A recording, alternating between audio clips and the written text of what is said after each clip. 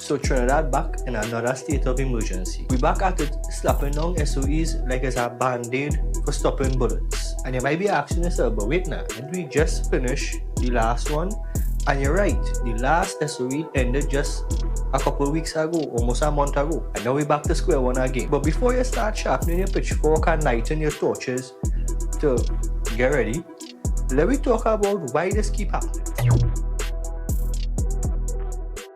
Since the government changed, since this new government come into office, we have almost constantly been under a state of emergency. Out of the last 14 months, we have been under a state of emergency for at least 13 of them. That is almost the entire time, right? We were only off of our SOE for about 1 month, and during that time, the government made the decision to get we back quickly into one again. The point is, SOEs are not rare interruptions again. They have basically become the rule of thumb. And as we see throughout the course of this video, during that tiny frame where the government disbands the state of emergency, the spike in crime drastically raises. And this is probably why the government keep hitting restart with this whole SOE thing, starting it basically from scratch again as soon as it finishes. But why do the police need extra powers?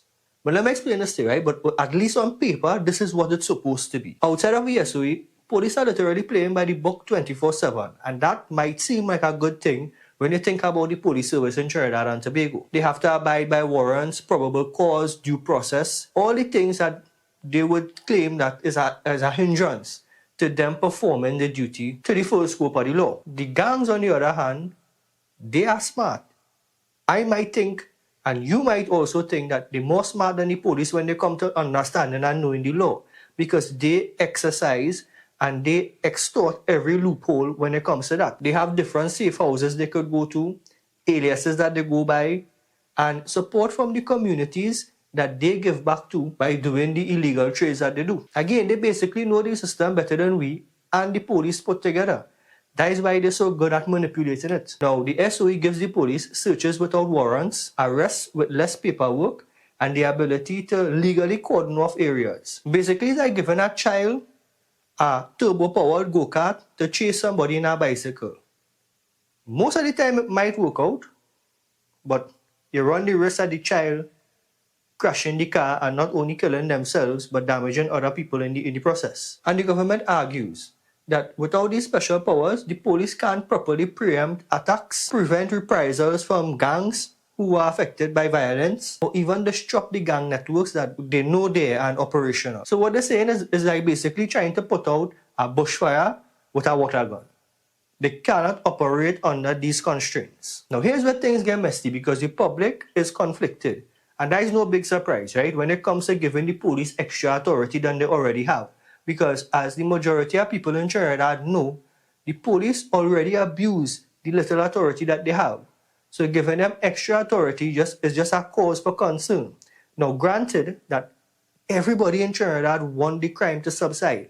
You want a country where your children can go outside and play without worrying if people are going to be shooting at somebody else and hit your child by accident. But on the other hand, everybody in Trinidad and Tobago has seen police abuse the authority that they have, either by not escalating situations beyond what is necessary, stopping people in the road for no reason, all these random roadblocks that amount to basically nothing except annoying, hard-working people who are trying to get to and from work, or just the classic, oops, we make a mess. And don't worry, John Public will foot the bill to compensate you for all your troubles. So when another SOE is declared, just weeks or a month after the last one ended, people are torn. People are torn because, yes, we want the crime to stop, but we're concerned about giving police officers all this extra authority at the same time. Because we know what is going on with the police officers and the way that this deal with the public. It's basically like giving a 16-year-old the keys to a Ferrari and telling him, go to point A to point B, but don't cross 80 miles per hour. You have to use your judgment and obey the speed limit. That is basically the authority you're giving the police officers and them right now, based on what people seeing or their actions portray. To be honest, the government should know this, and the police service should know this, that public trust in them is very low right now. Public trust in the police service is very low. So even when it have a dip in crime due to the SOE, the public still holding their breath. They're still wondering, all right, yeah, that's a good thing, But what else the police going to do, or what else are the police doing behind closed doors with all these extra powers that we're not getting to see? And that is the big catch-22 that we have in Trinidad right now. No SOE, that allowing, we could see it, right? For the past month, it allowing the gangs to run rampant. It allowing violence to just kick up, murders, shootings. I mean, look at the one that happened in La Hokata.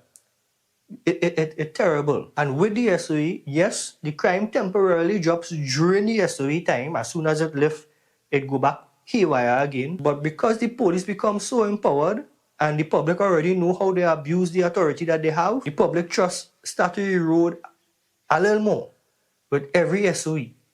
Because it's not like that coming from nowhere. People having dealings with the police and it's bad. It's not coming from people just wanting to hate the police. So what is the solution? Well, short out the ability to give the police perfect judgment and discernment over issues that they're dealing with, and the ability to turn gang members into choir boys, there really is no quick solution. The SOE does temporarily reduce violence, gang violence, murders, robberies, car theft, all these things. Home invasion, it really reduces it. But only for the period that the SOE is there for. We could see, based on the past month, as soon as the SOE lifted, look at what went on.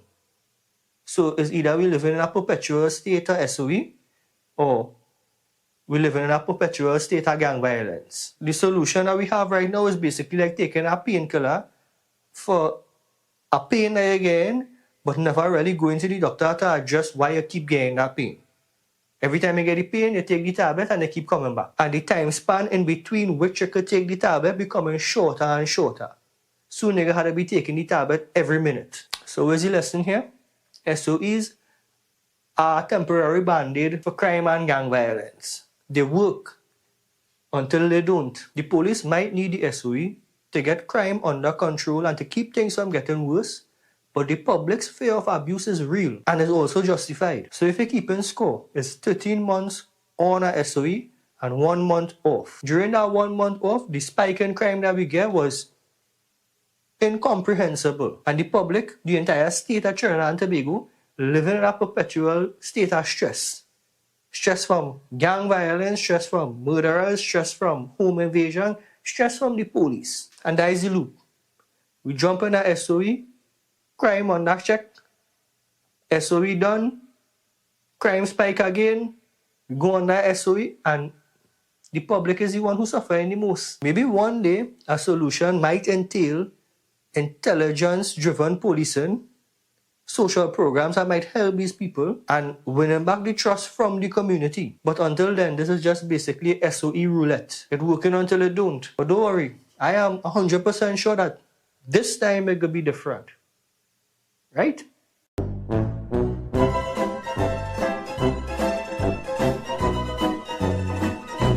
Now, if you find this breakdown useful, funny, or just comforting in the fact that somebody else just as confused as you about this, don't forget to like the video, subscribe to Them Fellas for more videos like this, and leave a comment with your thoughts down below. Let me hear your thoughts on this SOE, this new SOE that just come back after a month, less than a month, again out of our last SOE.